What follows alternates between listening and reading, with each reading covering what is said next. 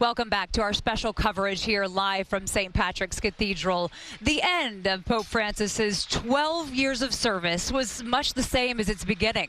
His final words, a plea for peace from the man who chose Francis as his name to honor St. Francis of Assisi, the Saint of Peace.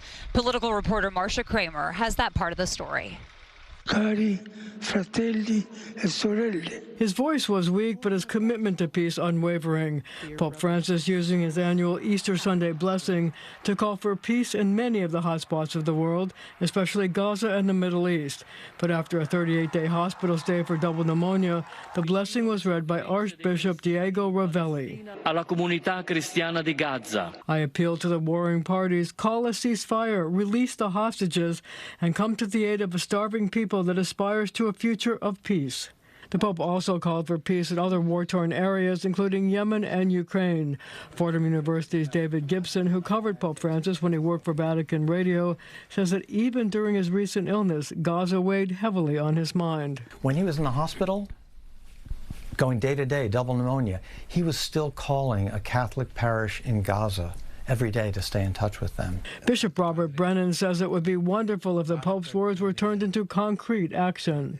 Oh boy, wouldn't that be great if so soon after the death of the Holy Father, his prayer for peace in Israel, in Gaza, in the Holy Land, in Ukraine, if that were to bear fruit, oh, that would be a glorious thing. The Pope, who met with Vice President J.D. Vance only hours before his death, also took up the case of migrants. When he saw abuses, when he saw policies like he saw in America being pursued by President Trump and Vice President Vance, he called it out. What do you think the legacy of Pope Francis will be? It will really be the humanity of the papacy.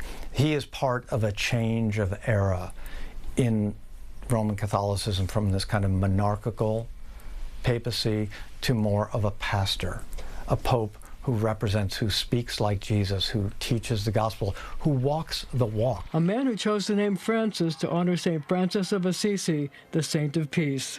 I'm Marcia Kramer, CBS News, New York.